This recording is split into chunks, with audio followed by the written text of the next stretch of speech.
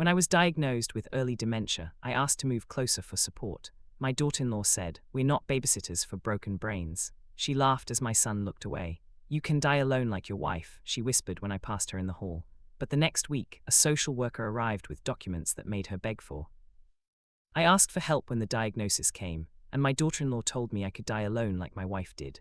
The words came out casual, almost cheerful, as she brushed past me in the hallway of their pristine suburban home, her perfume trailing behind her like poison.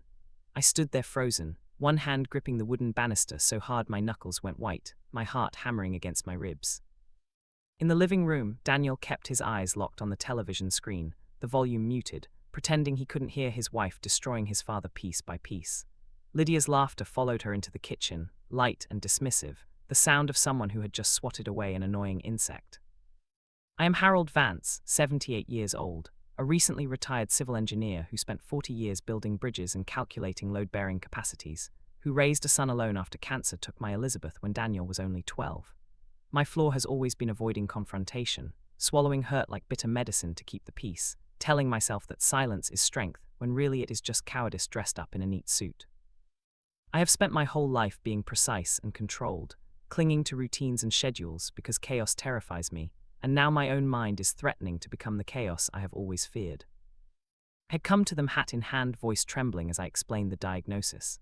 "The doctor says it is early-stage dementia," I told them, my hands shaking as I held the medical reports. "I just thought I could stay nearby until things get worse. Maybe rent a small place in the neighborhood. I would not be a burden, I promise. I just need to know someone is close." Daniel had looked at Lydia, waiting for her verdict like he always did, and she had rolled her eyes with theatrical exasperation. "We are not babysitters for broken brains, Harold," she snapped, her voice sharp enough to cut glass. "We have our own lives. Daniel has work. I have my charity committee. We cannot drop everything because you are getting old and forgetful." I tried to explain that I was not asking them to drop anything, just to be nearby, to check in occasionally, but she cut me off with a wave of her manicured hand. "You raised Daniel to be independent. Now you need to do the same for yourself. There are facilities for this sort of thing." That was when I stood up to leave, my legs unsteady, my throat tight with unshed tears, and she delivered that final blow in the hallway, those words about dying alone like Elizabeth, and something inside me cracked wide open. That night in my own empty house, I sat at my dining room table until 3 in the morning, staring at the medical reports spread out before me. The words blurred together sometimes, the letters rearranging themselves on the page, but I forced myself to focus, to read them over and over. Early-stage cognitive decline, possible Alzheimer's disease, recommended follow-up in 6 months. My hands would not stop shaking. I poured myself a whiskey, something I rarely did, and the amber liquid sloshed over the rim of the glass because my coordination was already starting to fail me in small, terrifying ways. I thought about Elizabeth, about how she had fought so hard at the end, about how I had promised her I would take care of Daniel, raise him right, make sure he turned into a good man. I had failed. My son had become a spineless puppet, and his wife was a monster, and somehow I had let this happen by always keeping the peace, always backing down, always swallowing my hurt. But sitting there in the dark with my unreliable mind and my shaking hands, I realized something. I might be losing my memory, but I had not lost it yet, and I was still a civil engineer at heart. I knew how to build things. I knew how to calculate stress points and load-bearing capacities. I knew how to plan. The next morning, I made a phone call.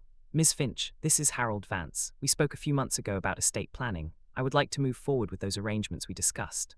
Ilara Finch was a social worker I had met at a community center, a woman in her 50s with steel-grey hair pulled back in a tight bun and eyes that missed nothing. She had given me her card after a seminar on elder care planning, told me to call if I ever needed help navigating the system. "Mr. Vance," she said, her voice warm but professional. "I am glad you called. When would you like to meet?" We met that afternoon at a quiet coffee shop downtown, and I laid out everything for her. The diagnosis, the conversation with my son and daughter-in-law, the cruel dismissal. Her expression remained neutral as she took notes, but I saw her jaw tighten when I repeated Lydia's words about dying alone. "Mr. Vance," she said carefully, "what exactly are you hoping to accomplish?" I took a sip of my coffee, my hands steadier now that I had a plan forming. "I want to protect myself, legally, financially, and I want to make sure that if my son is going to abandon me, he does not benefit from that abandonment." Over the next week, I moved through a series of appointments with a clarity that surprised me. My mind felt sharp, focused, like I had been given a temporary reprieve from the fog that sometimes descended. A lawyer, a financial planner, a real estate agent. I set up a living trust with very specific conditions. I transferred my assets, including the house Elizabeth and I had bought 40 years ago, the rental properties I had accumulated over the years, and my substantial retirement savings. The trust stipulated that Daniel would have control over my care decisions and would inherit everything, but only if he fulfilled certain obligations. Regular visits, oversight of my medical care, proof of involvement in my well-being. If those conditions were not met, control would pass to a neutral third party and the assets would be donated to charity. I rented a modest apartment across town, a one-bedroom with large windows that let in plenty of light. I began documenting everything. I bought a small recording device and kept it in my pocket during every interaction with Daniel and Lydia. I saved text messages. I wrote down dates and times of phone calls, noting who called whom and what was discussed. My flaw, my obsessive need for control and precision, sharpened into something harder, darker. I replayed the recordings at night, memorizing the cruelty in Lydia's voice, the silence from Daniel, as if I was building a case for a trial that existed only in my mind. But doubt crept in too. Some mornings I woke up unsure if I had already paid that month's rent or only thought about paying it. I would check my bank statements 3-4 times, looking for the transaction, my heart racing until I found it. I started keeping a detailed planner, writing everything down immediately because I could not trust my memory to hold onto it. What if I forgot the plan? What if I set all this in motion and then lost track of what I had done, became confused, derailed everything? The fear of losing control drove me deeper into rigid preparation. I made copies of documents and stored them in multiple locations. I set up automatic payments for bills. I created a schedule and stuck to it religiously, because routine was the scaffolding that held my crumbling mind together. One night I sat in my new apartment, surrounded by labeled folders and color-coded calendars, and wondered if I was losing my mind in a different way, if this obsession with documentation and planning was its own kind of madness. But then I would remember Lydia's laugh, Daniel's silence, and the determination would flood back. 2 weeks after I moved out, Daniel called. "Dad," he said, his voice uncertain. "Lydia told me what happened. I think maybe there was a misunderstanding." I closed my eyes, gripping the phone. "What misunderstanding would that be, Daniel?" "She says you got upset when she tried to explain that we just do not have the space right now for you to move in, that you took it the wrong way." I could hear Lydia coaching him in the background, her voice a low murmur. "She said I could die alone like your mother," I said quietly. Silence. "Then she did not mean it like that. She was stressed. We have a lot going on right now." "What do you have going on, Daniel?" My voice was sharper than I intended. "What is so important that you cannot help your father who is losing his mind?" "You are not losing your mind, Dad. You are just getting older. Everyone forgets things sometimes." The casual dismissal in his tone. The echo of Lydia's cruelty wrapped in softer words made something inside me harden. "I have to go, Daniel." "Wait, Dad, I think we should talk about this. Maybe we can have dinner this weekend." "I will let you know," I said and hung up. I did not call him back that weekend, or the next. Instead, I contacted Ms. Finch again. "I need to file a report," I told her. "About what?" she asked. "Neglect, verbal abuse, I have recordings." She was quiet for a moment. "Mr. Vance, are you certain you want to go down this path? Once we start this process, it will be difficult to stop. It will damage your relationship with your son, possibly permanently." I thought about Daniel as a boy, how he used to follow me around the construction sites, asking a million questions about how bridges stayed up and buildings stayed standing. I thought about the day Elizabeth died, how he had clung to me sobbing and I had promised him everything would be okay. I thought about the man he had become, weak and passive, letting his wife speak for him, abandoning his father without a fight. "I am certain," I said. The first visit from Ms. Finch to Daniel and Lydia's house happened on a Thursday afternoon. I was not there, but Daniel called me immediately after, his voice panicked. "Dad, what the hell is going on? A social worker just showed up asking questions about you, about whether we are providing adequate support, looking at financial records. Did you send her?" "I contacted Adult Protective Services," I said calmly. "I reported concerns about my care." "Concerns? What concerns?" "We have not even been involved in your care." "Exactly." The word landed like a stone. "You told me you could not help. You told me to handle it myself, so I am handling it." "Dad, this is insane. You are going to destroy this family over a misunderstanding." "Lydia told me to die alone like Elizabeth," I said, my voice cracking despite my efforts to stay controlled. "That is not a misunderstanding. That is cruelty, and you stood there and let it happen." I did not hear her say that. "You heard," I said. "You just did not care enough to stop it." I hung up before he could respond. But late that night, lying in my bed in the apartment that still did not feel like home, I wondered if I was making a terrible mistake. My obsessive need to control the narrative, to document everything, to build an airtight case, was consuming me. I had recordings I listened to repeatedly, wearing grooves in my memory of their cruelty while other, better memories faded. I could not always remember what I had eaten for breakfast, but I could recite verbatim the conversation where Lydia called me a burden. Was I becoming the vindictive old man they would later describe to people, the father who punished his son for not dropping everything to care for him? I got up and poured a glass of water, my hands shaking again. On the counter, my medications were lined up in a precise row, labeled with times and dosages. I had set alarms on my phone to remind me to take them. I had backup alarms. I had written notes to myself about the alarms. The level of control I was exerting over every tiny detail of my life was exhausting, but the alternative was chaos, was forgetting, was losing myself entirely. I went back to bed and stared at the ceiling until dawn. Ms. Finch came to see me the following week. I have completed the initial investigation, she said, setting a thick folder on my kitchen table. Mr. Vance, I need you to understand what will happen if we move forward. Based on the evidence you provided, the recordings, the documented lack of contact after your diagnosis, there is sufficient cause to trigger the conditions in your trust. Your son will lose financial control. Access to certain properties will be revoked. This will have significant consequences for him.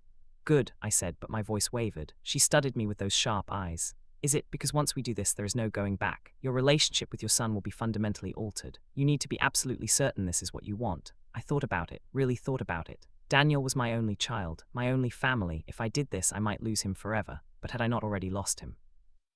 The man who let his wife tell me to die alone, who could not find time to help his father through the scariest diagnosis of his life, was that really my son anymore?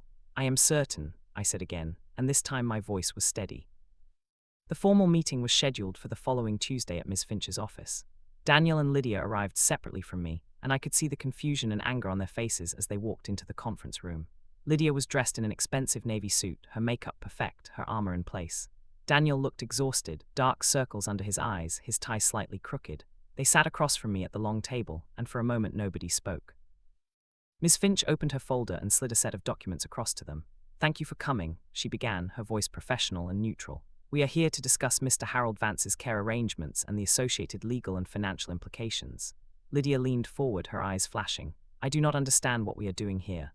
Harold is perfectly capable of managing his own care. We have not interfered with anything." "That is precisely the issue," Ms. Finch said calmly. Mr. Vance's trust agreement stipulated that his son, Daniel Vance, would be actively involved in overseeing his care following his dementia diagnosis. However, evidence suggests that not only has this oversight not occurred, but there have been incidents of verbal abuse and deliberate neglect. Lydia's face went red. "That is absolutely not true. Harold, tell her this is ridiculous." I looked at her, this woman who had married my son 15 years ago, who I had welcomed into our family, who had slowly poisoned my relationship with Daniel with her constant complaints and her need to control everything. "I asked for help," I said quietly, "and you told me I could die alone like my wife." "I never said that." Her voice was shrill now, defensive. "You are confused. You are sick, you are making things up." "I have a recording," I said. The room went absolutely silent. Lydia's mouth opened and closed. Daniel's face drained of color. "You recorded us." Daniel's voice was barely a whisper. "I recorded several conversations," I said. "I needed to document what was happening because I knew my memory might fail me. I knew I might forget, but I have not forgotten this." Ms. Finch pulled out a small device and set it on the table. "Would you like me to play it?" she asked Lydia. "No," Lydia said quickly. "That is not necessary. I may have said something in the heat of the moment that was poorly phrased, but Harold is taking it completely out of context. You can die alone like your wife." My own voice played from the speaker, tinny but clear, asking about staying nearby. Then Lydia's response, crystal clear, each word enunciated perfectly. "You can die alone like your wife," followed by her laughter. The silence that followed was suffocating. Daniel put his head in his hands. Lydia sat frozen, her perfect composure cracking. "The trust documents," Ms. Finch continued, sliding another set of papers forward, "show that Mr. Vance established this care trust 6 months ago, well before his diagnosis. It stipulates that Daniel would oversee his father's well-being and would inherit substantial assets in return. However, credible reports of neglect and verbal abuse constitute a breach of these conditions." "What does that mean?" Daniel's voice was muffled behind his hands. "It means financial control is being revoked effective immediately. Access to certain properties that were designated to pass to you will be redirected. The trust will be managed by a neutral third party, and Mr. Vance's assets will ultimately be directed to charity unless the conditions of care are met moving forward." "You cannot do this." Lydia stood up, her chair scraping violently against the floor. "This is his son, his only family. You cannot just cut him out over one stupid comment." "Sit down, Mrs. Vance." Miss Finch's voice was sharp. Lydia sat, but her whole body was trembling with rage. "One comment," I said, my voice stronger now, "was all it took to show me where I stand. But it was not just one comment, was it, Lydia? It was months of you complaining every time I called. It was you rolling your eyes when I forgot something. It was you telling Daniel he needed to stop babying his pathetic old father and focus on his real family, meaning you." "How dare you," she hissed. "I have recordings of those conversations too," I said, "enough to establish a clear pattern of emotional abuse and neglect." Daniel finally looked up, his eyes red. Dad, please, we can fix this. I am sorry. I am so sorry I did not stand up for you. I should have, I was wrong, but do not do this, do not cut me out, I am your son. His voice broke on those last words, and I felt my own resolve waver. This was my boy, my Daniel. But then I looked at the man he had become, weak and controlled by a woman who saw me as nothing but an inconvenience, and I hardened my heart. Needed you, I said, my voice shaking now, tears finally spilling down my cheeks. When your mother died, you needed me, and I was there every single day. I raised you alone. I went to every school play, every baseball game, every parent-teacher conference. I worked 2 jobs to make sure you could go to college. I taught you how to be a man. And when I needed you, when I was scared and confused and facing losing my mind piece by piece, you looked away. I did not know what to do. Daniel was crying openly now. I was overwhelmed. Lydia said, I interrupted. Lydia said, when did her voice become louder than your own conscience, Daniel? When did you stop being my son and become her puppet? That is not fair, he whispered. None of this is fair, I said. Dementia is not fair. Dying alone is not fair. But here we are. I turned to Ms. Finch. I would like to proceed with the alternative care arrangements we discussed. She nodded and pulled out another folder. Mr. Vance has secured a place at Meadowbrook Senior Living Community. It is a private facility with full memory care services. All expenses will be covered by the trust. Please, Lydia said, and for the first time her voice was small, frightened. Please, Harold, we need that money. Daniel's business is struggling. We have debts. You were counting on me dying quickly and quietly so you could inherit. I finished for her. Well, I am sorry to disappoint you, but I plan to live for quite a while yet. And when I do die, every penny will go to the Alzheimer's Research Foundation. You vindictive old bastard, she spat, her true nature finally showing completely. You are doing this to punish us because we did not drop everything to wipe your ass and hold your hand through your pathetic decline. Lydia, Daniel grabbed her arm, but she shook him off. No, I am done pretending. He is a selfish, manipulative old man who set this whole thing up as a trap. He probably is not even that sick. He probably lied about the diagnosis just to test us, and when we did not pass his stupid test, he decided to destroy us. She turned to me, her face ugly with rage. You are toxic, Harold. You have always been toxic. You raised Daniel to feel guilty for every single thing, to think he owed you his entire life because you were such a martyr after his mother died. Well, guess what? He does not owe you anything. You were just doing your job as a parent. Ms. Finch stood up. Mrs. Vance, you need to leave now. Gladly, Lydia grabbed her purse and stormed toward the door, then turned back. I hope you do lose your mind, Harold. I hope you forget everything and everyone, and I hope you die confused and alone in that care home with no one who loves you, because that is exactly what you deserve. She slammed the door behind her. The sound echoed in the conference room. Daniel sat there, his face in his hands, his shoulders shaking. I wanted to reach out to him, to comfort him the way I had when he was a boy, but I could not. The distance between us was too vast now, carved out by years of his weakness and my silence. Finally, he looked up at me.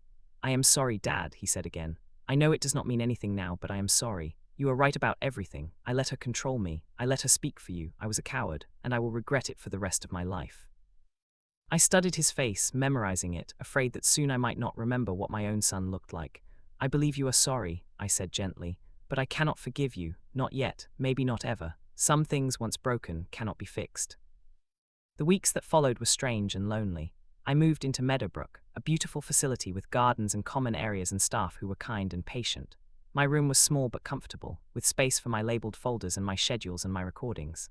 I settled into a new routine, attending the memory support groups, doing the cognitive exercises, having regular appointments with doctors who actually listened to me.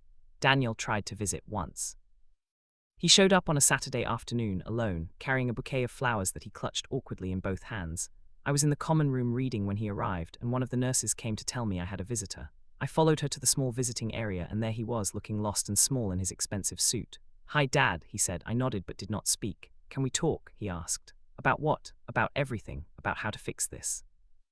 I gestured to a chair, and he sat down, setting the flowers on the table between us. They were carnations, pink and white, the cheap kind you get at a grocery store. Elizabeth had hated carnations. I had told Daniel that story a dozen times. Do you remember what flowers your mother liked? I asked. He looked at the carnations, then back at me, confusion crossing his face. I thought she liked carnations. She hated them. She said they were what people bought when they did not care enough to remember what you actually liked. Her favorite were orchids, purple orchids. I brought them to her every week when she was in the hospital. His face crumpled. I forgot. Yes, I said, you forgot. Just like you forgot about me when it became inconvenient to remember. Dad, please tell me how to make this right. I will do anything.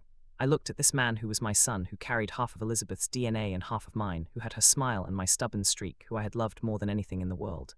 You cannot make it right, Daniel. You can only learn from it. Maybe be better for the next person who needs you. Maybe stand up to your wife occasionally. Maybe remember that family is not disposable.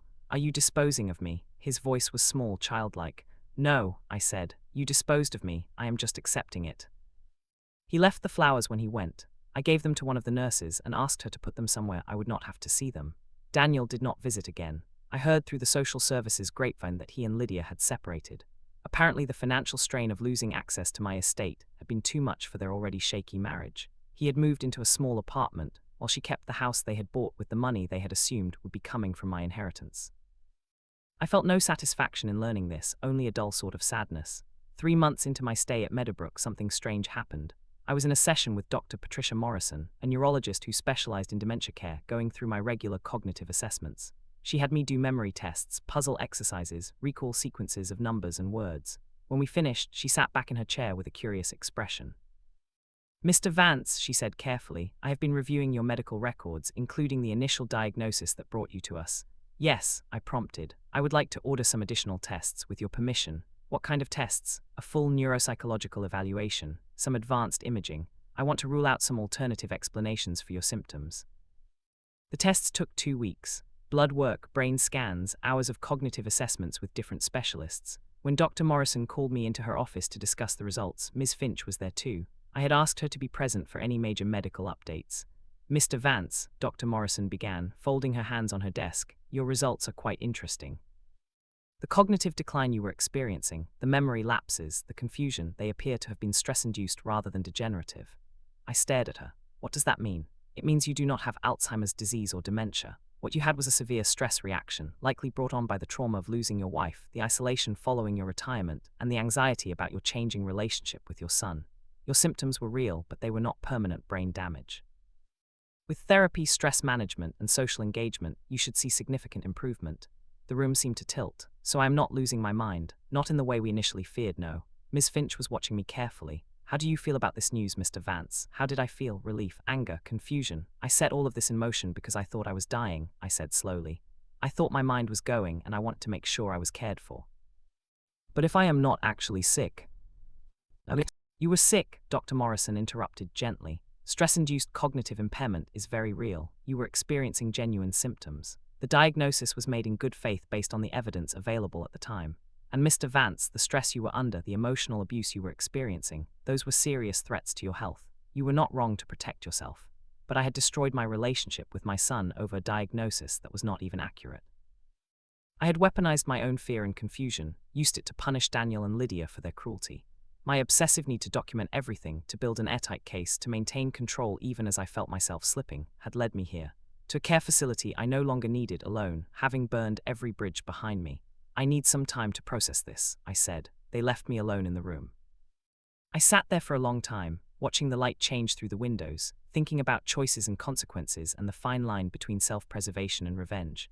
That night I sat in my room at Meadowbrook, surrounded by all my careful documentation, my labeled folders, my recordings, and I wondered who the real villain of this story was. Was it Lydia, cruel and dismissive? Was it Daniel, weak and passive? Or was it me, so afraid of losing control, that I had orchestrated an elaborate revenge plot against my own family?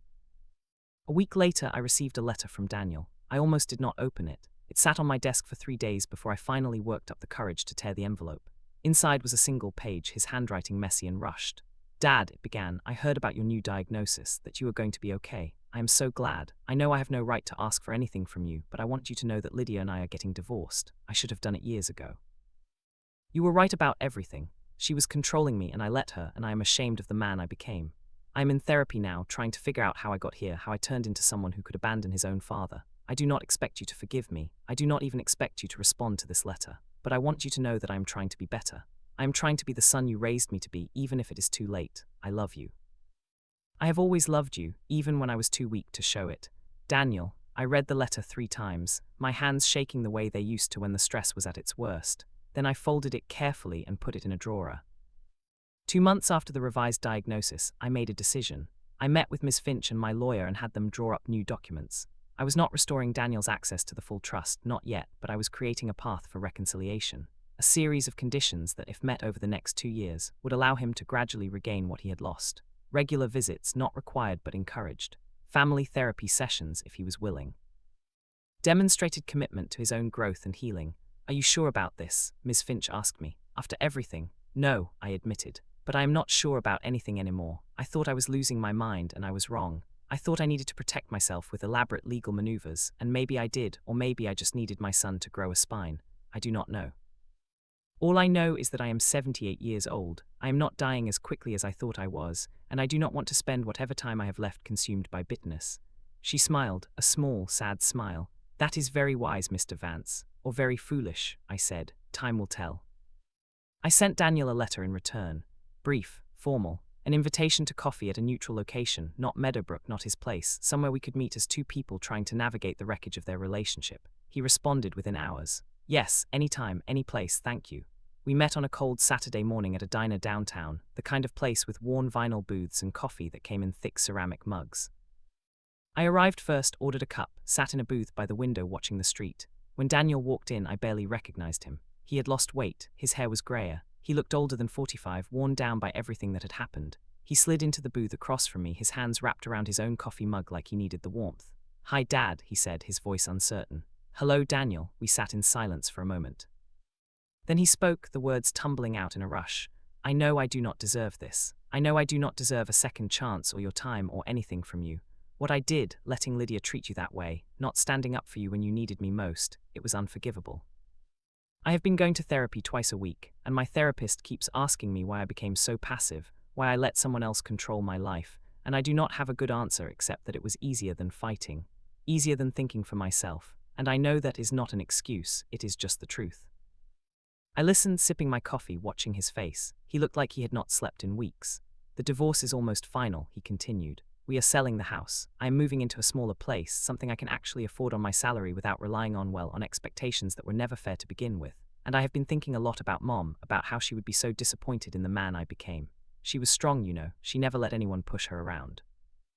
And somehow I took all the wrong lessons from losing her.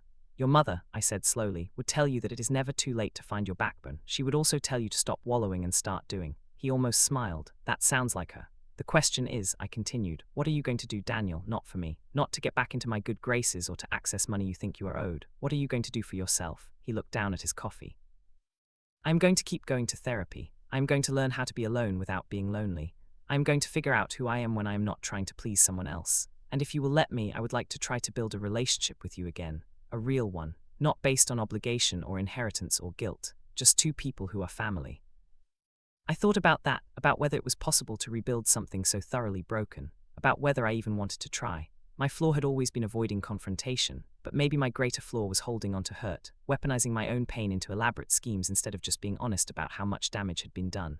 I am moving out of Meadowbrook, I told him. Since I do not actually need memory care, I am getting my own place again, a small apartment. Independent living, that is great, Dad, and I have revised the trust documents. You can earn back what you lost, but it will take time, years, and it will require you to show up consistently as yourself, not as Lydia's husband or my obedient son, but as a grown man who knows his own mind. His eyes filled with tears. I can do that, I want to do that. We will see, I said, not unkindly. For now, we can have coffee once a month, we can talk. We can see if there is anything left to salvage. Thank you, he whispered. Thank you for giving me a chance I do not deserve. I reached across the table and put my hand over his, my old weathered hand over his younger one, and felt the weight of everything we had both done and failed to do. We are all doing the best we can with what we have, I said. Sometimes our best is not good enough, but we keep trying anyway. Over the following months, Daniel and I met regularly. Coffee became lunch, became occasional dinners. We talked about safe things at first, the weather, sports, books we were reading. Slowly, carefully, we began to talk about harder things. He told me about his marriage, how it had been troubled for years, how Lydia had controlled the finances and the social calendar, and made all the major decisions while he nodded along. I told him about the loneliness after Elizabeth died, how I had thrown myself into work and raising him to avoid dealing with the grief, how I had never really learned to be alone. We talked about the recordings, about my elaborate documentation, and he asked me why I had felt the need to build such an extensive case against them. Because I was terrified, I admitted. Terrified that I would forget, that I would lose track of what happened and no one would believe me. That my own mind would betray me and I would have no proof of my own reality. So I documented everything obsessively, and somewhere along the way it became less about protecting myself and more about punishing you. I deserve to be punished, he said quietly. Maybe. I acknowledged, but that does not mean I should have been the one to do it. The consequences of my revenge had rippled out in ways I had not fully anticipated. Lydia, stripped of the financial security she had been counting on, had become increasingly erratic. According to Daniel, she had maxed out credit cards, taken out loans against the house, convinced herself that she could somehow force me to reinstate the original trust terms. When the divorce was finalized and the house sold, she had shown up at Meadowbrook demanding to see me, screaming in the lobby about how I had ruined her life. Security had to escort her out. The facility had filed a restraining order on my behalf. She is falling apart, Daniel told me over lunch one day. Part of me feels guilty about it, even though I know it is not my fault. It is not your fault, I agreed. But it is also not entirely mine. She made her choices. We all made our choices. Do you regret it? He asked. Setting up the trust the way you did, the recordings, all of it. I considered the question carefully. I regret that it was necessary. I regret that you and I got to a place where I felt I needed that level of protection from my own son. But do I regret protecting myself? No. Even if the diagnosis was not what we thought, the threat was real. Your wife was cruel, and you were complicit in that cruelty through your silence. I do not regret making sure I was taken care of. 6 months after that first coffee meeting, I was settled into my new apartment, a bright one-bedroom with a small balcony where I grew tomatoes in containers. My cognitive symptoms had improved dramatically with stress management and therapy. I still kept a detailed planner, still labeled things more than most people would, but the obsessive edge had dulled. I was learning to live with uncertainty, to accept that I could not control everything, that some things would be forgotten, and that was okay. Daniel had proven himself consistent. He showed up when he said he would. He called regularly. He had started dating someone new, a woman named Sarah who worked as a teacher and who did not seem interested in controlling every aspect of his life. He had introduced us, hesitantly, worried I would disapprove, but I liked her immediately. She was kind and straightforward, and she called Daniel on his tendency to defer to others instead of stating his own opinions. Your father raised you to think for yourself, I overheard her tell him once. So start doing it. I smiled. Elizabeth would have liked her too. The final revision to the trust was made on a sunny afternoon in October, 1 year and 3 months after that terrible day when Lydia had told me to die alone. I sat in my lawyer's office with Daniel beside me, and we signed the new documents together. He would regain control of the estate when I died, with the understanding that a significant portion would still go to charity. The conditions had been met. He had shown up. He had done the work. He had become, slowly and imperfectly, the man I had raised him to be. Afterward, we walked to a nearby park and sat on a bench overlooking a pond.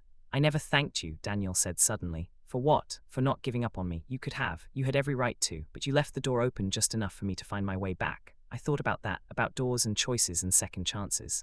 I almost did not, I admitted.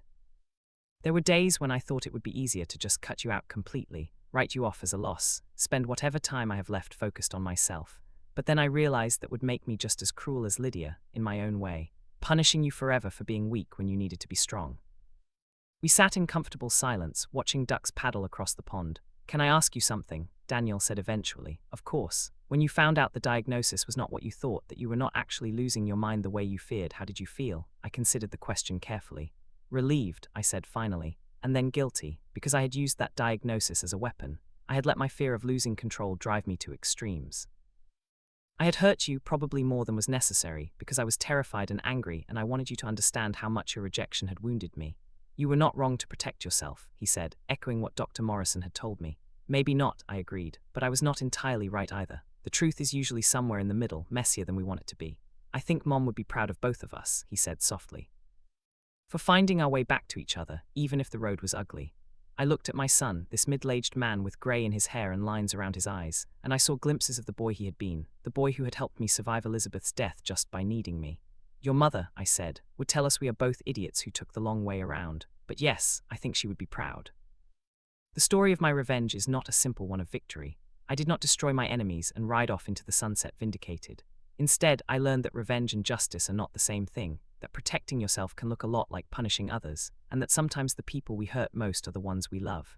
Lydia is somewhere dealing with the consequences of her own cruelty, and while I do not wish her harm, I do not regret standing up to her. Daniel is rebuilding his life, finding his own strength, learning to be the man he should have been all along. And I am here, in my apartment with my tomato plants and my planner and my slowly healing mind, grateful for every day that I wake up remembering who I am. The early dementia diagnosis had been wrong, but the fear had been real. The threat had been real. The need to protect myself had been real. I regret the obsessive way I went about it, the elaborate scheming, the satisfaction I took in watching their world crumble. But I do not regret ensuring my own safety and dignity. Some nights I still pull out those recordings, listen to Lydia's cruel words, Daniel's silence, my own shaking voice asking for help.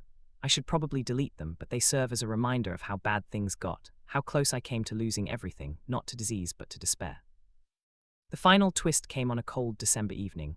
I was having dinner with Daniel and Sarah at their apartment when my phone rang. It was Dr. Morrison. "Mr. Vance," she said, "I am sorry to call so late, but I wanted you to hear this from me directly. We have been monitoring your cognitive function closely over the past year, and while you have made excellent progress, there are some concerns I would like to discuss with you." My blood went cold. What kind of concerns?